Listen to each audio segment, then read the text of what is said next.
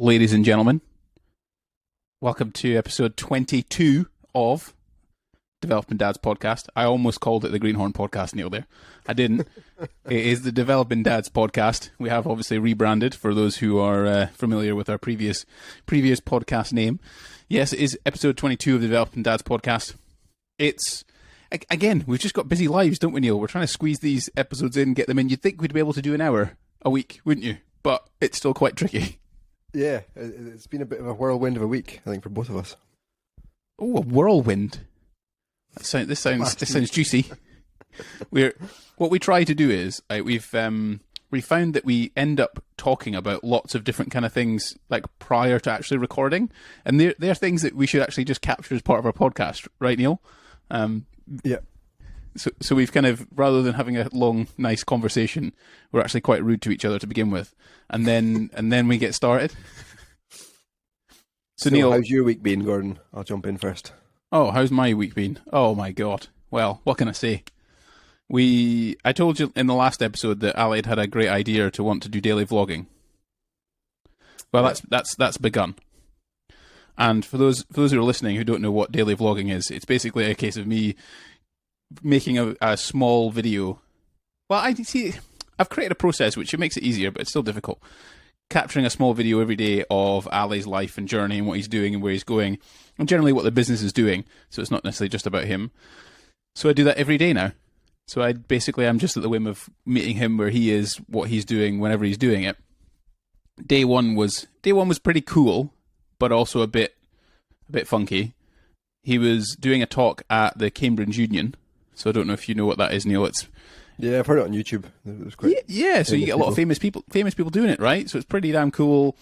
So he's doing a talk there. So I got to film him doing all that. He was also doing some book stuff in Cambridge. So we went there. So he was doing some sort of writing and whatnot. But it was a long ass day. I mean, I think I left the house at 6:20 in the morning, and I got home at midnight. Wow. That was day one of the vlog. So yeah, they're just kind of like long days, and it's also just trying to work out, I have responsibilities, I have people that report into me, so I want to make sure that they're sort of happy and have everything they need and all that kind of thing. Then I've got every other department within the business, so maybe it's the podcast section, maybe it's the YouTube section, maybe it's the part-time YouTuber Academy course section, maybe it's the Creatorpreneur course section.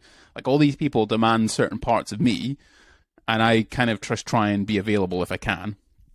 But it's done pretty well. Like, we've had 3 videos up already, so we're doing 5 days a week. When I say daily, it's only going to be 5. It's not. I'm not doing weekends. Like, that's a bit far.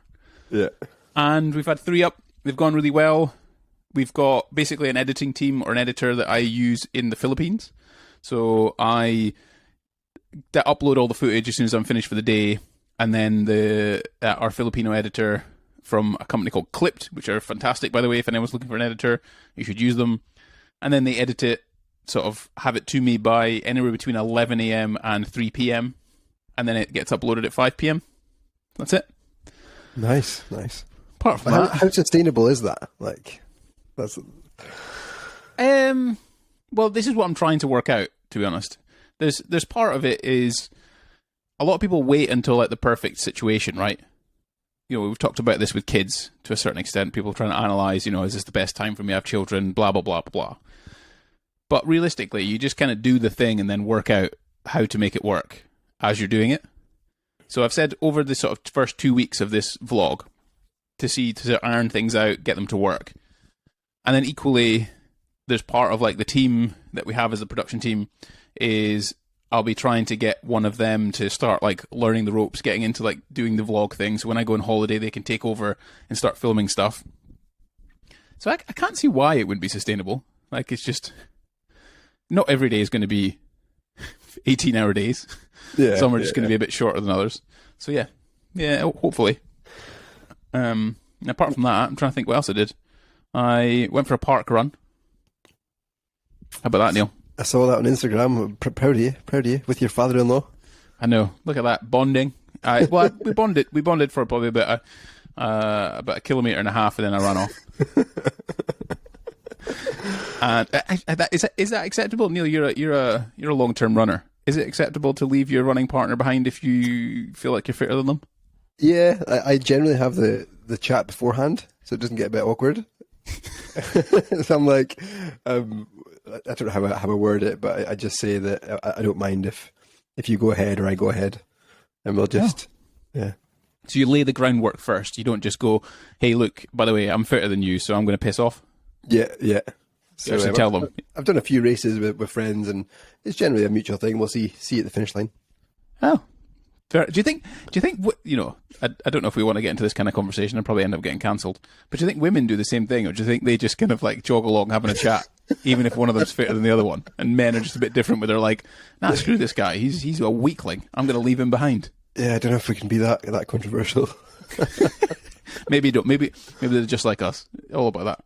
Yeah. So I did that run, committed to my 2 days a week in the gym, or at least 3 fitness sessions or exercise sessions a week. I've been doing that. The house is coming along nicely. Just spent £700 on a new roof or a new ceiling, because that needed to come down because there was horse hair apparently still kicking around in the ceiling because the house is like 100 years old. So wow. Yeah, so we had to spend that, but then the electrician's a bit cheaper, so we've saved some money there, but then it's been spent on the new ceiling. And apart from that, just, Olivia's doing well, Laura's doing well, summer is in the air, everybody's happy, I think. I have some money in the bank to pay for £700 new ceiling, and that's about it, really, I guess. How about you? What have you been doing? Nice. Yeah, working from home all the way. I mean, it's a short week, I think, for everybody because it's Bank Holiday Monday. So that was good. I can't remember. Yeah, we were camping, actually. So we came back from camping. I feel like, have we recorded a podcast since then? No, I don't think we have because I saw pictures up. Neil's a big camping. He loves camping for some reason, Yeah. Normal people just like a nice hotel with a hot bath and central heating and stuff. But Neil likes to go out in the Scottish wilderness. Yeah. What did you do? We took the family camping 3 nights, and it was awesome. Just again, it's similar to the Sky when there's not much phone signal. We don't take the iPads. We don't take the kind of screens for the kids, and they just get to roam about free from like 7 in the morning until 10 at night. And every camp we've done, we probably do 3 or 4 a year. Every time Isla makes a friend. And I think that's just awesome. Like some random girl that she just befriended. Now they go into each other's tents. They're sharing marshmallows by a campfire. They're building dens in the forest. That kind of thing's just priceless to me. So yeah, do you not do that, Neil? Do you not just do that with other parents? Just like rock up to the tent, go in, sit down, and just start going, "Hey guys, how's it going?" It is that awkward moment. It's like, when's the boundary? Like, do we go and introduce ourselves? Do we wait for their parents to come and introduce them? How does that go, Neil? Come on now, talk us through it. A couple of drinks, and I made the first move. Hello, my name is Neil Humphrey Aberdeen, and I'm an IT project manager. Not quite, but yeah, and went on some decent runs. So that was a highlight of the start of the week. And then work-wise, still pretty busy onboarding that customer. Still enjoying it. Planning a trip to London week after next, which still haven't got logistics sorted yet, but should firm that up. So hopefully get an in-person podcast. Yes, I've got a plan for that, Neil. I'm quite excited for this plan because I hope it works, which I'm sure it will. But I think it'll just be a fun way to do a podcast. Yeah. Sounds good. And yeah, in terms of kids, Isla started brownies. So that's another kind of thing. This is interesting, actually. I'll get your take on this. Is it? So it better be interesting. You've got Scouts, or Cubs and Scouts, which is formerly, and back in the day, was boys only. And then you've got Brownies, which is girls only. So it's like the 2 groups. The Scouts and Cubs have now opened it up, so it's boys and girls now. But Brownies still remain girls only, which is quite interesting. Why? I don't know who to question. But yeah. So hold on. So the Cubs and Scouts are now invite girls into it. Yep. Okay. Which, by the way, just to clarify, I've absolutely no qualms with that whatsoever. But you're telling me that Brownies are not. Yeah. Right. I knew that would ruffle some feathers. But it's just, yeah. It's weird, isn't it? It is. So what... Has anyone anywhere gone, excuse me, why? Yeah, I don't know if I googled it or what would come up, but yeah, it's only females. But anyway, Anyway, I went, loved it, didn't know anybody. Again, made some new friends, and I think that one of the lessons I want to distill in, or I want to take through a kid's childhood, is try different things, different groups of friends, and just try and socialise them as much as possible. yeah. Because I think more and more often people are just stuck on their iPads, stuck on their screens, and are losing that ability to actually speak to people, actually make friends, and actually play with people. I mean, bearing in mind, we didn't have iPads or social media and all that kind of stuff at our age, but we did live in the middle of nowhere, so all we had to talk to were trees and the odd fox or animal. Yeah. So our socialization was pretty poor, and we're not too bad, are we? True. But anyway, you're a bit awkward sometimes, but it's fine. It's been a good week. Weekend. Yesterday I went for a good run with a friend. That was ace. Up some hills, and then today we've got a barbecue with some friends. So fancy. Look at you. What are you doing this weekend? What have you done? Well, I've just come back from the house to speak to the electrician who told me to bring down the ceiling. So we had a chat with him about that. We've got another meeting at the house with another chap because it's never ending, Neil. I'm not going to lie. We've obviously got this extension, and the garden is like a bomb site. It's been torn to pieces. So we've got another chap who's going to come over and tell us how much it's going to cost to level out the garden just to make it look reasonable. Well, kind of, I guess, and just a little bit. I'm not spending too much money on it, but it's all coming together, which is actually very exciting. So that's kind of like this weekend plans. David, my father-in-law, he's going to be doing a little barbecue for us, so that'll be nice. And then that's the weekend done. Right, it's over. Back to work on Monday. Doing the daily vlog. Living life. You're loving that daily vlog, aren't you? Yeah. I like the challenge. I'm curious how it's going to go. That's the thing. But it's kind of like a big needle mover, right? And it's quite cool to be part of that for the business. Anyway, rather than us talking about ourselves, we always introduce the Developing Dads podcast with a little catch-up between me and Neil, because it's just kind of it, really. It starts off a little storyline, how we're getting on. Eventually, I'll have run out of money and actually built the house. And Neil will have various stories about him collapsing for various reasons, from COVID or out for a run, for any other reason. But today's episode, we come up with all sorts of ideas. So if anyone does actually follow us on Instagram, or anyone listens to this on YouTube, if you ever have any ideas, drop us a comment or a little message and tell us some ideas that you'd like to hear us developing dads talk about. But one of them was the first sort of 6 months of fatherhood and becoming a dad. This is not a survival guide. This is just purely some things that you may not have thought of, that you're like, hey, is that actually what happens when you have a kid? I have no idea, because there's stuff like I'm sure you would have had to pop up, Neil, that you're like, how the hell, why? Like one of the things that I didn't know about a baby, they don't drink any water or sweat. Yeah. Like that blew my mind a little bit. Where what do you mean? Will she not drink any water? No, just breast milk. That's it. Or their heat regulation is so poor that you have to make sure that you cover them enough, like an extra layer on than you're wearing, because they don't sweat. That's it. So anyway, these are things we're going to go into. Neil, your first little one. It's not a little one, is it? Let's be honest. I mean, Neil's representing his first 6 months as a dad, from when he went from having one child to then it going to 3 children. So tell me what that looked like, Neil, because that's not normal, is it? I can't. Isla's now 7.5, so I couldn't cast my mind back 7 years to figure out, and some tips from a first 6 months. But I thought I would take a perspective of having twins with she was 4, and just absolute chaos. And I think one of the lessons that I want to hopefully distill to you guys, the listeners, is it doesn't matter if it's chaotic. I think just go with it and run with the punches. The one thing that I noticed... Roll with the punches, Neil. Yeah, roll with the punches. Yeah, you're not running with punches. When you get sucked into the Instagram game and you start following other dads or other mums, there's a stark reality between what is actual stark difference, and my words are all over the place. Stark difference between the reality and what's on Instagram. And you see all these mums with maybe triplets that are all beautifully dressed, maybe 6 months old, that are ready to go out for the day. There's no way like that's just one little part. So you're telling me, Neil, that you weren't skipping through a meadow at sunset, No, in a beautiful dress, far from it. with a picnic in the distance, and your wife and your other child are just sat there, just kind of like, "Oh, Daddy, hello." No.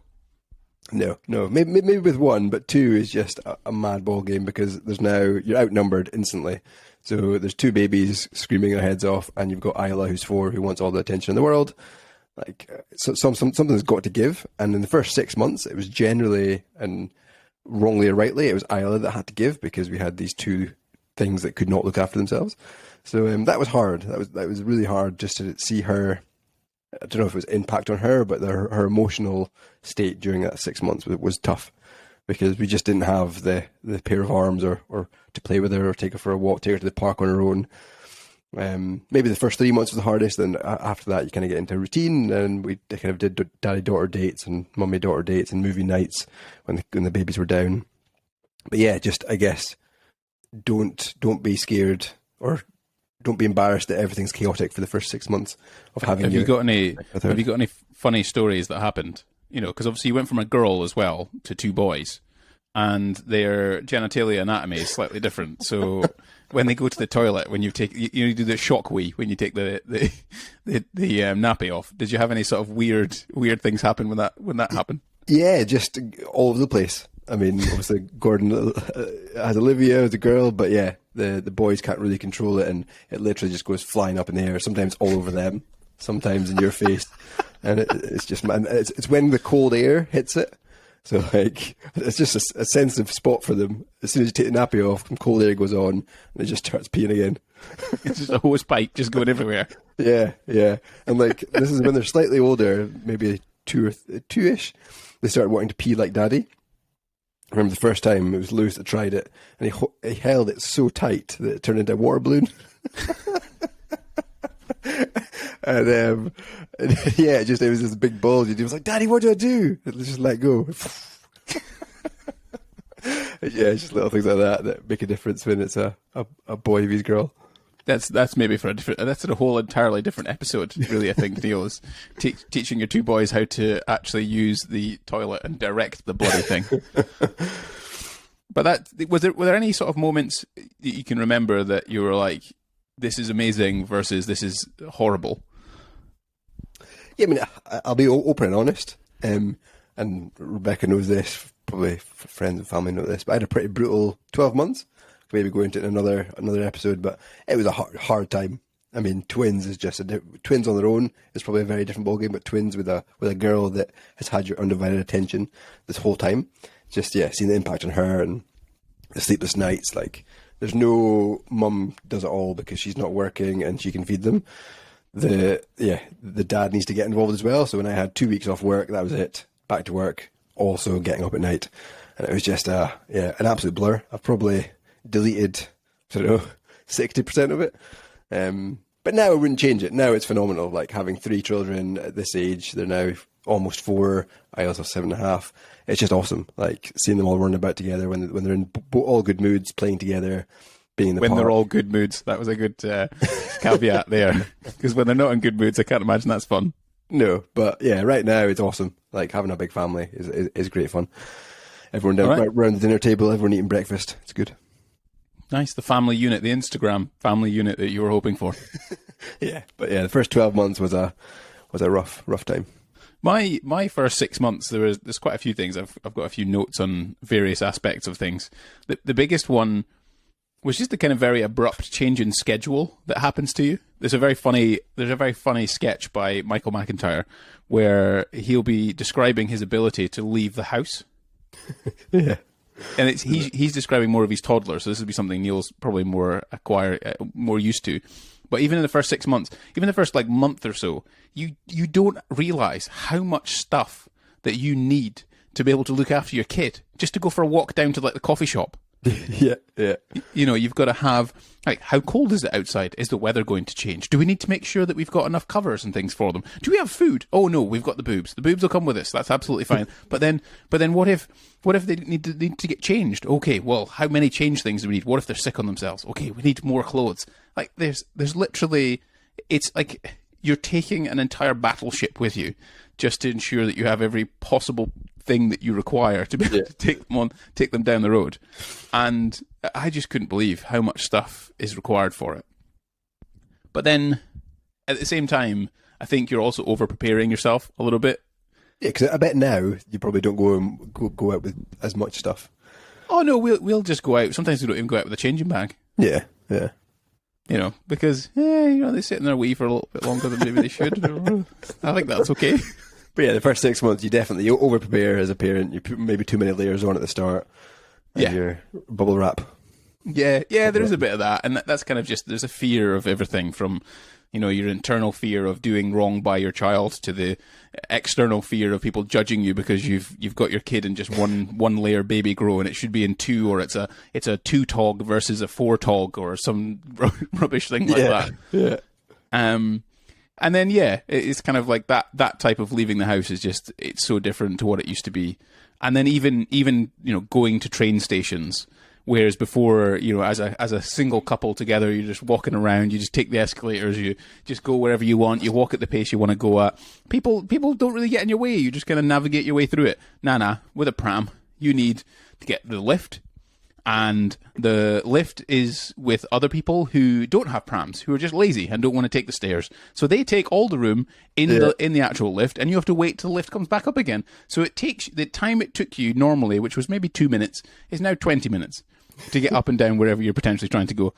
And then, in London, not all tube stations have lifts, Neil. So you have to go up the escalator, holding your baby perilously at the edge to get them up the stairs. Mad. And also, I think the shops, I don't know about London, but I remember in Edinburgh, a lot of the shops were pretty rubbish with buggies. Like you couldn't get in the doors, and you couldn't get round corners, and through aisles was pretty hard. It surprises me they pass any kind of like disability thing. Yeah, no, if you think about wheelchairs, like, I don't know how they get on. But yeah, so leaving the house was definitely one of my first big realizations of becoming a dad. What was your next one?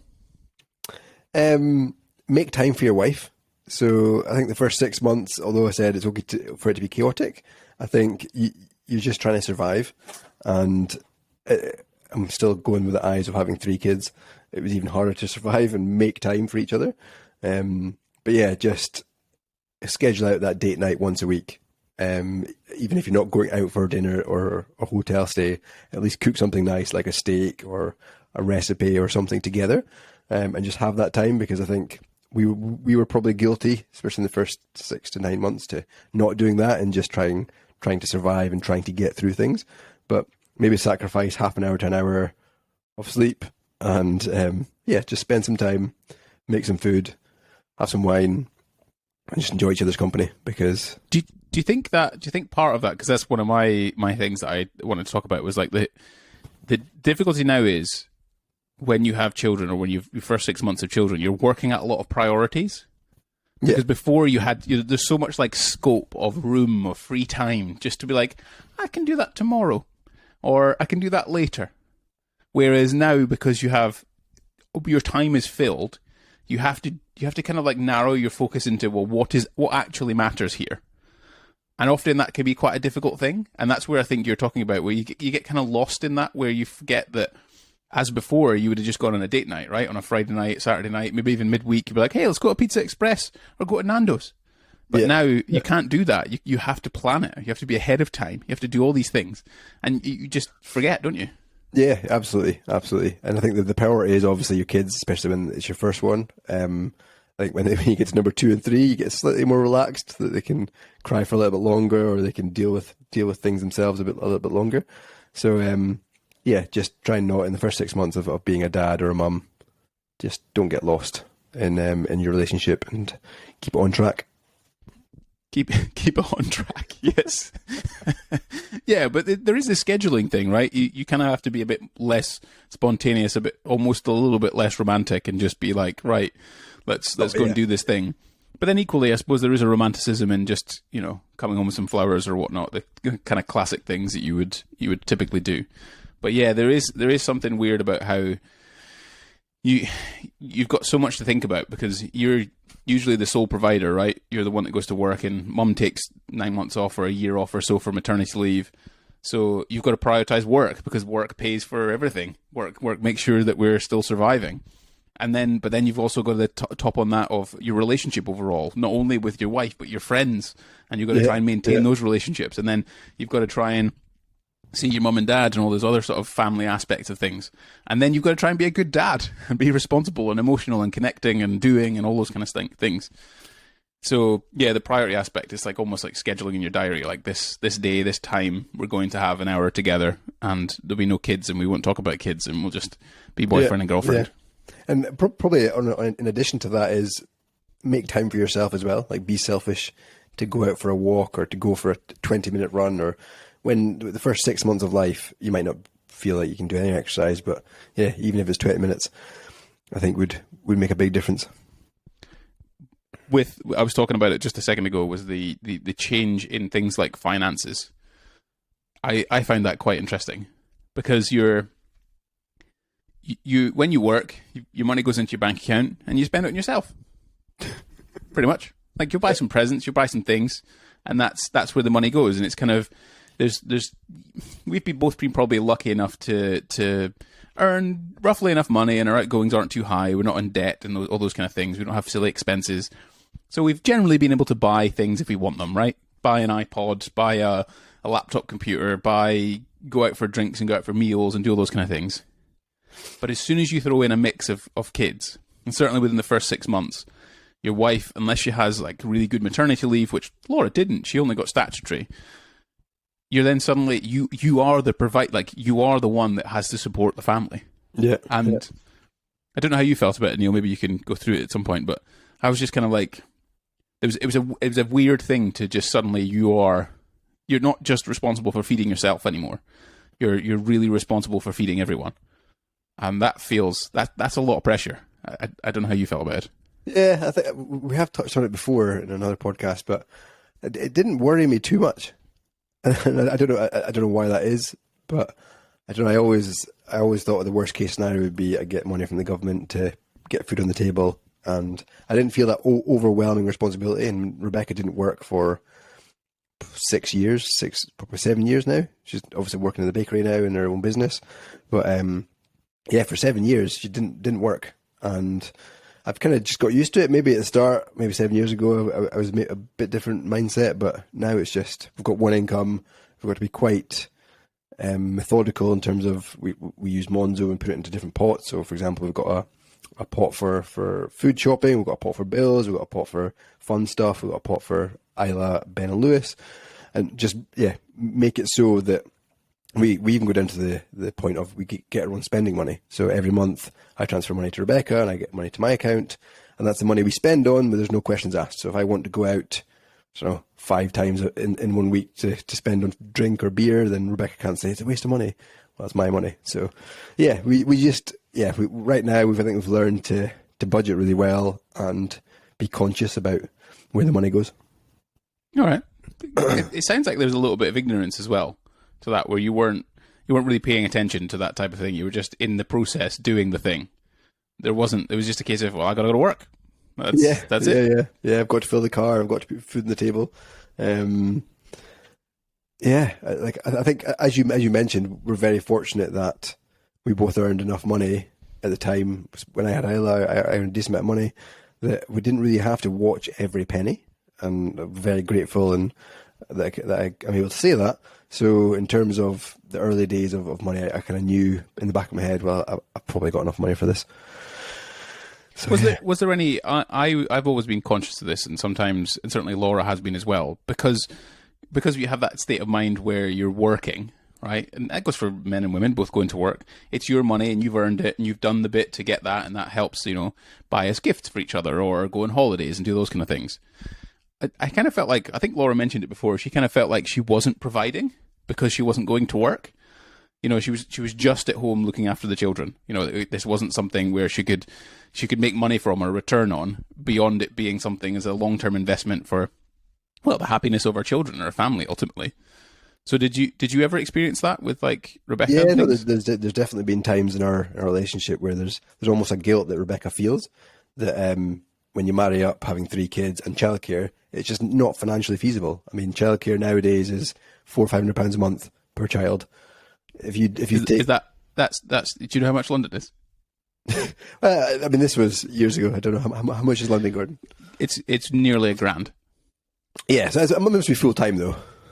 Yeah. It's 50 quid a day, maybe 70 quid a day, give or take. Yeah, so I think in Dunfermline it's probably about 50 quid a day. So yeah, if you total that up for full time, yeah, it's crazy. So if you take that over 3 kids, it's just financially not possible, or it's pointless. And Rebecca did feel guilty because she wasn't having an income, and she still feels so with the bakery. It's doing well, but they're wanting to save up the money in the bank just in case there's a rainy day. Sensible. It's only 3 months opening, so they're not taking much money out. And again, she still feels a bit guilty because we said this year that she'd get a full time, well, not full time, but a semi full time job because the kids are in nursery now, which is free on the government. And she's not taking that money in, so there's a bit of guilt there. But again, communication helps. So I've told her that I'm comfortable this year that I'm the main breadwinner, and yeah, this time next year we need to have a conversation if it's still in the same situation. But yeah, I think communication is the biggest thing, especially if any mums are listening. It's a Developing Dad podcast, but there might be. Just communicate. If you're feeling like that, then speak to your husband. Yeah, because I know I'm communicating this as if I felt a huge amount of pressure, but I was willing to step up to the plate. Like that was the thing that I was able to do for us. And if I'm hoping, what I really want Laura to feel is, and even those first 6 months, is to feel that she never has to go back to work if she doesn't want to. If she feels that the looking after Olivia, looking after the future children that we have, is more rewarding than going to work, a better career path, a more enjoyable career path, a more fulfilling career path, then stay at home. Yeah, Like, I mean, Rebecca's had an amazing time over the 6 years that she's seen the kids grow, been there all the time, got to kind of grow a relationship with other mums, which has helped her through some hard times. So yeah, it's been priceless. I think this ties in a little bit, but we had to go to work and to earn money and that kind of thing. And the first 6 months are kind of an adventure, and there are all sorts of weird and wonderful things going on when babies are developing. Did you ever feel like you were missing out because you had to go and do the work thing and do the dad thing and whatnot? Was there any part of you that felt like, Yeah, for sure. I mean, I think we touched on it one of the podcasts when Isla was first born. In the first 8 months I was home, but then after that I had to go travelling down to Edinburgh and work for 4 or 5 days a week. But yeah, there's definitely a point where you're in the office. Nowadays it's a bit different because most folk work from home, but you're in the office and you get sent a cute photo, or you get sent the first steps or the first word or the first noise, and yeah, you do feel a bit like a bit FOMO. sad. FOMO, fear of missing out, and also like the groups that they go to, and we've touched on this before, but there's a lot more groups for the likes of mums and focused around meeting mums, mum coffee mornings, and mum this, mum that they obviously get to grow relationships with other mums, and like when Rebecca walks around Tesco, she bumps into mums. I don't know many dads around here, and it's really hard to make time to meet dads because you've got work. Yeah, because your responsibilities, like I find in the first 6 months that, yeah, I definitely get that because I get cute pictures all the time and they get sent to me and whatnot, and I'm at work and I'm slogging away doing whatever I'm doing, and that's not to say I don't enjoy it, but I do. But at the same time, I'd enjoy hanging out with Olivia and hanging out with Laura and doing those kind of things. But then, yeah, it's quite hard because you work Monday to Friday, and then at weekends you're trying to take some of the burden off of Laura or Rebecca, and you don't have space and time to do other stuff, really, I guess. Or you just kind of struggle along on your own. Yeah, socialising does become a distant memory in the first 6 months, that's for sure. Another thing I felt, and very wrong of me to feel this because it's a bit of a regret, but you'd come home from work maybe the first 6 to 12 months of having the kid, and the house would be a chaos. The house would be a mess. And your reaction might be, or my reaction was like, well, I've been at work all day. I've been working hard. All you've been doing is looking after a child. That's the worst thing you can say, because we're looking after one child is bloody hard, but looking after three is even harder. So Are you still suffering from the bruises? I think she's forgotten, or certainly doesn't bring it up as much. But yeah, just be aware that there's a tired woman on the other side of that door, and the first thing you say to her is nothing to do with the house cleaning, nothing to do with the dinner on the table, nothing to do with. Yeah, we've definitely had one. I remember one incident in particular that I was very insensitive, and I came home, and I think Laura was doing chips, and she was doing chips again. So the night previous I'd had chips for like lunch or something, and we're having chips for dinner, and I was like, oh, we're having chips again. Oh no, that was a bad thing. That was a terrible thing for me to say. But yeah, listen there. I mean, other dads have described this, but I mean, some dads just don't understand, or don't sympathise. I guess don't see the other side. Yeah, there's very different parenting things that I've kind of experienced with the dads that I'm kind of close.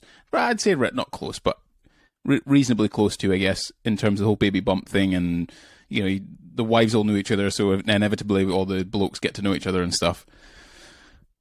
And some of them I don't necessarily know very well, but sometimes Laura sees some of the, not necessarily the closer baby and bump crowd, but some of the other ones, and they go for walks and stuff. And yeah, it's kind of interesting how they've kind of coped with dad life. Some get super involved and, you know, don't try not to miss an absolute moment, but then some just Hands don't off. connect whatsoever. Yeah, that's a weird one. But then, like, I think it also comes down to, I don't know, if the kid's getting breastfed and the dad can't feed for the first 6, maybe 12 months, the dad can't feed, and that's a massive relationship bonding time. And there is that connection there that it's not, obviously, it's probably more mental connection than a physical connection than if you're feeding your kid. And I definitely felt that with the twins. Like, there was definitely right now they're like my shadow, but in the first 6-12 months, there was definitely a time where there was not much connection there. There was not much of there was definitely love, but yeah, it was hard to describe. It is, because, you know, I think it's Sigmund Freud looks at it, and from a baby perspective, it's all ego driven. It's all about, you know, what are my needs over anything, over and above anything that is, because they need to survive. So the way they cry, the way they sort of latch on, and it's very certainly for breastfed, it's very mum centric, and that's not a criticism or in any regard, and I fully accept that. But there's a mild kind of jealousy, or kind absolutely. of like, oh, Absolutely. I wish I could have that close time, but I fundamentally do not possess mammalian glands, which help produce milk. And I was just going to say, actually, I don't know if you've seen the contraption, but there's this like bra for men, which have like I don't know, tubes for milk to go in, and it's meant to be like, just like teats. So if men want to try it, they can actually. It's not the same though, is it? Let's be honest. It's not the same though, is it? Like, come on now. No. But there is a bit of that. The first 6 months, that's something I haven't necessarily written down as my things I was going to talk about. But there is that difference. You know, as a dad, you are kind of a little bit on the periphery, and you're more there for sort of emotional support for your wife, and to take time where you can, and generally just kind of, yeah, just be there, I guess, and be there for when you're needed, because you're also not going to be needed all of the time, and your main priority is going to be trying to get to work and doing the thing for the family and supporting your wife and giving her a hug and a kiss and doing some cleaning, doing some food things, like, I don't know, anything that basically does outside of baby that can help mum, I guess. Yeah. That feels a bit different, I guess. Yeah. You mentioned another one about cost of travel. Oh God. Yeah, it's just crazy, and maybe not in the first 6 months. I don't know if that impacts too much, because there's just don't need to take up a seat. But certainly after that, I think they're classed as an adult on airplanes. So any kind of flights just triple, the first 6 months, I think there's the key there is is travel as much as you can. If you Yeah, first 18 months of a kid, because train tickets are cheaper, flights are cheaper, everything is generally cheaper, and they have to allow you to, on the plane with like prams and cots and all sorts of crap. So they get all the benefits, but not the cost. Yeah. But again, it's just that sheer quantity of stuff that you have to take with you. You know, your cost of travel fundamentally goes up just because of the sheer space of things. You know, like your car that you purchased. You know, like I've got a little Fiesta, and it's great for the two of us. You stick a baby in the back, it's taking up 3/4 of the entire car, but yet only actually takes up itself about not even half a seat. Yeah. But because they've got the ISOFIX thing that you've got to put in, which by the way, for 6 months, you're spending £500 on a car seat. You're spending £1,000 on a pram. Yeah. You're spending £90 a month on nappies. Even more if you not necessarily breastfed. You know, it's just a never ending thing. But anyway, enough of that. So the Fiesta does great, but it's just that you then potentially have to upgrade the car, and a bigger car costs more money. Like Neil had that in the first 6 months of the twins being born. Like you went from thinking that you were on cloud nine with your little Ford Focus Estate thing. You think, oh, this is going to be great for road trips. Yeah. Not when you've got 3 kids, is it, Neil? No, we had to upgrade to a people carrier because there's not many cars that can sit 3 car seats, 3 ISOFIX car seats, which is mad. So yeah, Neil went from something that was kind of aerodynamic, it could fit a lot of stuff in it, it felt pretty good, to something that's basically a bus. Yeah, and still could fit a lot of stuff in it, and like to the point of travelling. Like for example, we're coming down to London. I don't know, Olivia's August. first birthday sometime, yeah. And we're going to be driving down because looking at flight prices, it's just crazy. We can actually drive down, stop, maybe a couple of days in a hotel, and then drive further for cheaper than it would cost to fly down with 5 people. And plus we've got all our stuff with us. So, yeah, it's a win-win. Do you know how much it was going to be for all 5 of you to come down to London via... It was over via plane? £1,000. Over £1,000 Returns. My God. Yeah. That £1,000 would fly you to Vegas and back, no bother. I was spending money. Yeah, no. Just you, Neil. We had to go BA we were looking at because EasyJet obviously would add on all your luggage and we didn't want that. So yeah, it was just over £1,000. Wow. Well, thankfully that's not going to happen. You're going to drive down, which is quite nice. Then you get a little adventure, right? You can play games in the car. Yeah, and we're going to go to Legoland, which would be nice. We can drive to Legoland. I look forward to seeing your credit card bill after Legoland, Neil. Because I think London Zoo is pushing like 40, 50 quid an entry ticket now for an adult, and then a kid maybe 20, 25. So yeah, you're pushing a few hundred quid to go there. Memories, Gordon, memories. But yeah, I'm kind of scared of the whole travel cost thing. I think it's going to be we'll see how that goes, because we've got our first sort of proper trip, which is to Seattle. So we're doing the west coast of America in end of June through to sort of mid-July.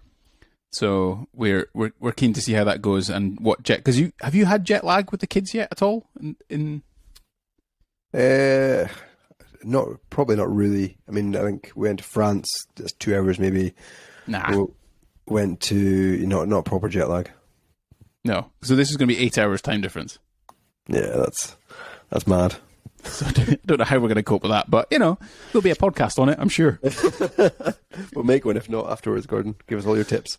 Yes. Another note on that finance thing. Yeah, the sheer cost outlay of the first 6 months of having a kid is pretty dramatic, but then equally it's kind of amazing how the village, if you will, in kind of like inverted commas, the village kind of starts coming to your aid. I found that really interesting the first 6 months. Family, and like people are like, hey, but just send you clothes. Like Laura's mum's friends, who obviously have probably known Laura from being a tiny baby to now, they were making her like quilted things and names and things, and sending us like baskets of stuff with like nappies and all sorts of bits and pieces to people wanting to come over at certain points to say hello, and they would bring gifts, like all sorts of things. Like some of our close friends would buy us like these quite expensive carrier things for us because they wanted to get us a present for the baby, to bringing food over, to like that kind of thing. Although yes, babies certainly in the first 6 months are very expensive. Like I've just laid out, you're probably spending £2,000 just to get them set up in your house. At the same time, by the way, you should definitely use Facebook Marketplace and Gumtree. By the way, there's lots of cheap baby stuff out there, but you apparently can't buy car seats secondhand. That doesn't cover by insurance in case there's been an accident. So anyway, Another thing on car seats, while we're on it, you probably won't be able to use your car seat for your next child.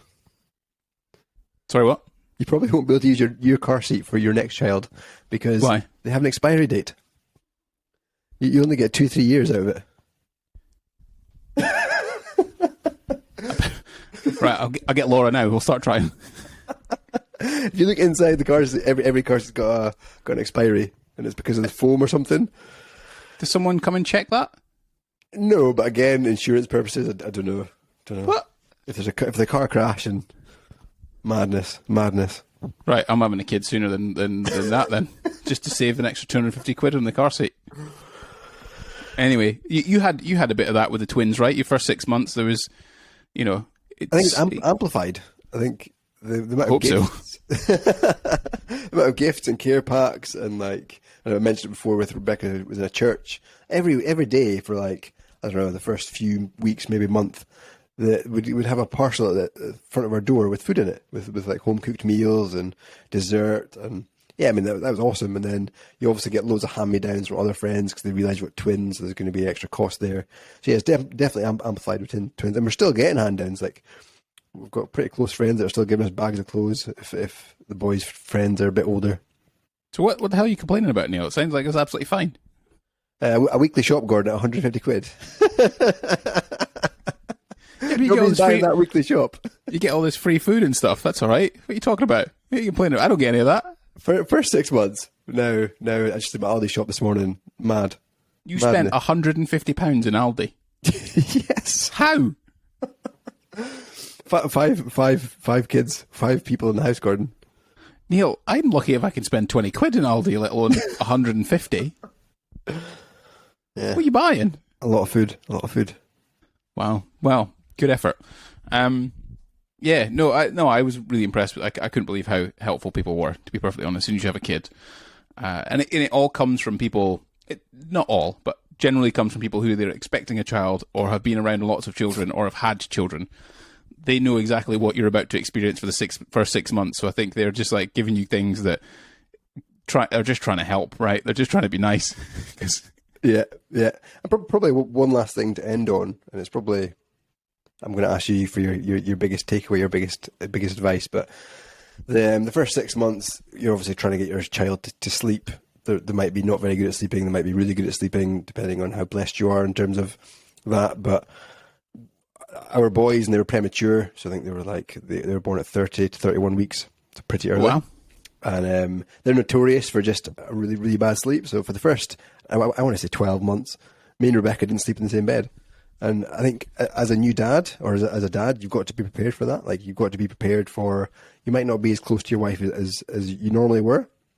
And that's okay. Like, just now the boys are older, they sleep 12 hours, don't get out of their bed. It's great. So obviously we're now sleeping in the same bed together. But yeah, the first 6 months can be a bit of hit or miss. If you're just desperate to get some sleep, maybe you need to go in the spare room, maybe you just need to sleep on the sofa. That's fine. Yeah. My last ending point is just the bit of advice is, as I said at the start, just make time for you and your wife. Because there's a lot of stuff goes on there, isn't there? Where we definitely didn't sleep in the same bed for about 4 months. And it was just it was a sensible thing to do because I needed to get up to go to work early in the morning. I needed to be, compos mentis and ready to go and all firing on all cylinders. And even to this day, to a certain extent, we still sleep separately sometimes, not all the time, but sometimes. Because of the fact that baby need to be fed in the middle of the night and wake up, and, broken sleep is not the easiest thing to have to deal with, especially if you're a greenhorn. Yeah. That's a true story. So then, that helped, I guess. And it is just part of it. And also, your wife's just had a baby and she's not going to feel as comfortable about who she is and her body and what she's doing and all these kind of things. So she might not be as receptive to like cuddles and kisses and things like they might normally be to. And that takes a few months. Yeah. It takes a few months for everything to settle in. And it's just it is a big adjustment. I wouldn't make it too much of a big deal, but it is a big adjustment. You just have to kind of be used to that and make decisions that are going to help you in the now, and understand that they won't be forever. Yeah, and it will go back to normal, and you will go back to being boyfriend, girlfriend, husband, wife, whatever you want to call it. But it'll just take a bit of time until the family sort of thing settles down, and then you're like Neil now, where basically he's going to cut it off and never have any more kids. So yeah, but see, when you get to that milestone of your 3 children all sleeping 12 hours in their own beds, it's just awesome. Like, it's just such a. I mean, I've got friends that I've got 3-year-olds, 5, 6-year-olds, I think, that are still getting out of their bed into their parents' beds. I think that's mad. And I'm not going to go into parenting styles and parenting things because it's not for this podcast. But yeah, I think I've done a pretty good job. The rocky first 18 months, 2 years, but now they're all sleeping fine. Now look at you, Neil, eh? You could basically write a book on it. There is a bit of that, though, isn't there? In the first 6 months to 12 months or so, that you've got to like be stern, I guess, on certain things. Like I remember when we took the dummy away from Olivia, and the first night we took it away, she screamed for 45 minutes, and it took me to basically like sit next to Laura and be like, "Leave her, just let her cry, just let her do it." Because Laura was like, "No, I've got to go and get her." But I was like, "Nope," and she went off to sleep. Second night, she maybe screamed for maybe 20 minutes, and then that was it. She's not had a dummy since, and yeah, there is a bit of that where you've also then got to think about the short term gain that you can get from a dummy, for example, that they'll go to sleep, they'll comfort themselves a lot easier. But then there's a long term issue. The longer you leave them with that, the bigger the issue it potentially becomes, and the harder it is to take it away. So you've got to think of stuff where if I just suffer a little bit now, what's that going to look like in the future? So when it comes to like the kids staying in their beds and things, I'm sure you've had some nights where you'd be like, absolutely not, go to bed. Yeah. And you have to sit there and be like, don't you dare come out. Yeah. Yeah, you just got to be strong. Yeah, and that's a really good point, is think of the future, because if you let that carry on for a long time, I mean, we were quite good with dummies, 12 months I think was the max, and then we got rid of it. But yeah, if they try and get in our bed, or if they try to get in our bed, we'd be quite stern. Obviously, if they're sick or if they're feeling ill, or we would comfort them. But if they're just playing and they just want to cuddle, then they might get a quick cuddle, but they're going straight back. They're not sleeping. They're not allowed to fall asleep in our beds. I think that's a massive, massive thing. Gosh, such stern parents, Neil. The people listening to this Developing Dads podcast, waggling their finger, going, "No, you should look after your children. You should be nice to them." No. Yeah. I think I've said this in a previous podcast. Jordan Peterson said it. He said that you shouldn't let your kids behave in a way you wouldn't like them to as an adult. Yeah. So could you imagine me and you just snuggling into mum and dad's bed at the tender age of 31 and 35? Exactly. I'm actually almost finished an audio book on Audible. Got an hour left, and it was a recommendation from Ali, the Unconditional Parenting. How are you getting on with that? Is that something we can go into in our next episode of the pod? Yeah, I could probably touch on it. All right. What I'll say then, Neil, is you take some notes on it, and then I'll just riff off the top of my fat head. Sounds good. All right. Perfect. I think that comes to the end of our episode 22 of the Developing Dads podcast. The first 6 months, we've both survived. Clearly, Neil has, because he's at least how many years deep? 10 years deep or something, into 7.5 years deep into kids' life. Yeah.